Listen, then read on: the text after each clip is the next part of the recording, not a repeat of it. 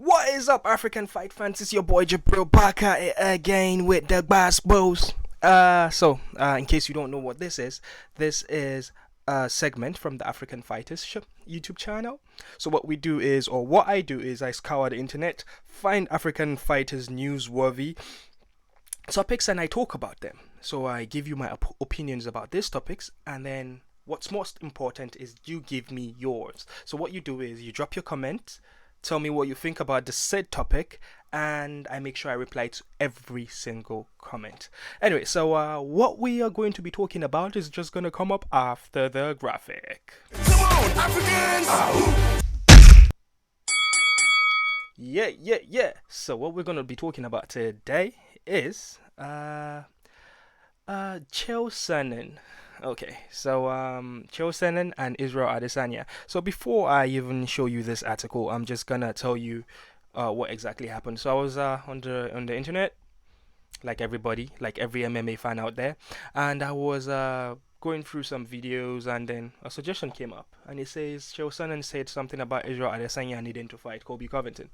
Me knowing that Chael Sonnen is a fanboy of Colby Covington, that's a poor choice of words, is a sweetheart to Colby Covington, or should I say Colby Covington is a sweetheart to him.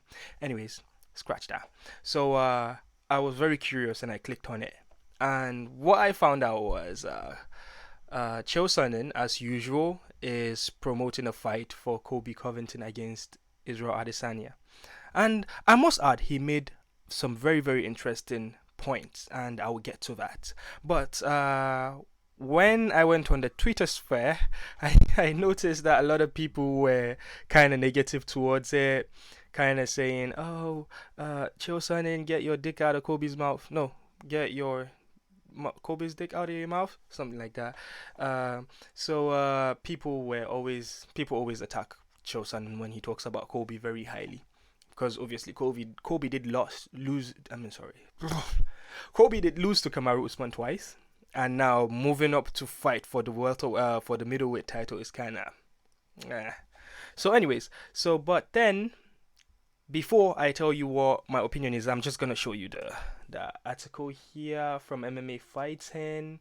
They did a good job about what Chael Sonnen said on his Chael Sonnen show on ESPN Plus, and here is a bit from it. He says, "I think he needs to go up to 185, speaking about Colby Covington."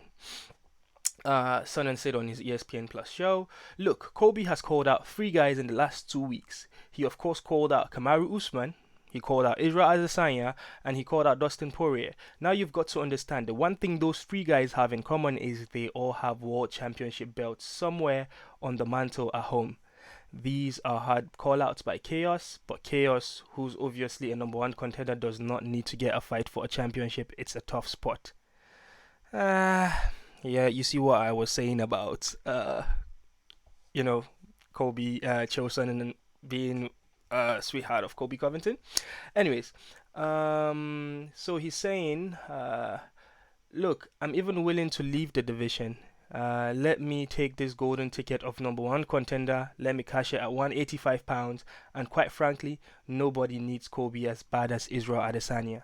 I don't know if Israel is aware of that yet, but he's starting to fight people that aren't doing their job in the media, that aren't bringing the attention, that aren't helping the brand and making a marquee fight as big as is Colby.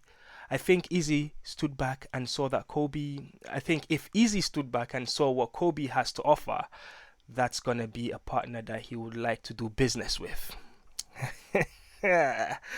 I'm pretty sure when you saw that, you kind of chuckled yourself. But beyond how ridiculous the fact that Colby Covington should go and fight Izzy for a world title, beyond that narrative, there is some things that actually do make sense.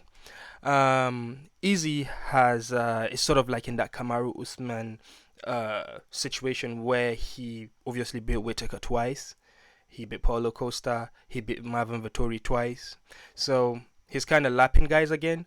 But here is one of the reasons why Izzy is the biggest star in the UFC, is because when he goes to fight, he's always the A side, and he always has a very weak B side. Do you understand? So he carries the fight.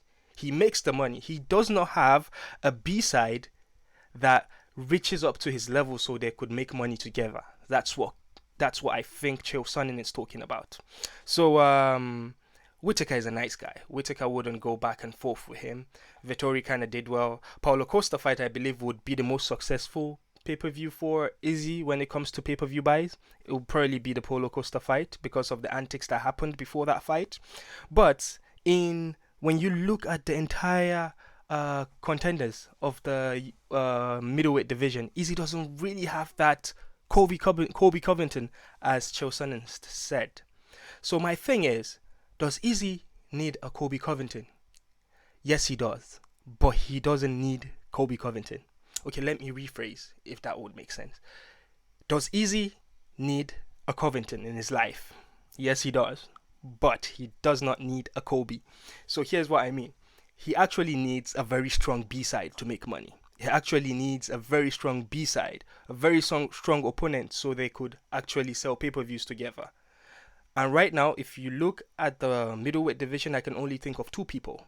The two people I see Izzy making money with is Alex Pereira and Khamzat Chimaev. So a lot of people argue Khamzat Chimaev is more of a welterweight than a middleweight. But the thing is, Khamzat have fought 3 times in the UFC, twice in the welterweight division and once in the middleweight division. But in the welterweight division, he only had 1 fight officially. The second fight, he missed weight by a lot. So that would tell you that Khamzat Chimaev is more of a middleweight than actually a welterweight. You see him sparring with Darren Till, you could see the difference in body size. You could see him, he did I think a jiu-jitsu grappling event with Jack Hermanson, who is a very big middleweight, and you can see how he looked huge in there as well. So I think Chimaev might end up settling in the middleweight division, but Chimaev is doing a very, very good job when it comes to selling himself. He's saying the right things. What he's saying might be annoying to African fight fans like me because he always attacks Izzy and Kamaru Usman, but he's actually doing the show business. So because it's always show business, and then that's how you make money, right? So that is what makes him the good B-side. Izzy doesn't really need to respond to Chimaev right now because Chimaev hasn't really fought anybody in the middleweight division yet that should, raise eyebrows. But now let's leave Chimaev out of this. Sorry about that. Now let's move to Alex Pereira. Alex Pereira has 2 fights in the UFC right now. He is, if you don't know, he is from Brazil. He is a kickboxer and had 2 wins against Israel Adesanya from kickboxing, one by knockout, one by decision. And so everybody is always on the case of Alex Pereira knocking out Izzy. Not really everybody, mostly Brazilians, to be honest. So the thing with is Izzy has history with Brazilians. If you ask, you would be worried. You might be wondering what I mean by that. So Izzy fought Paulo Costa, and that did huge in Brazil.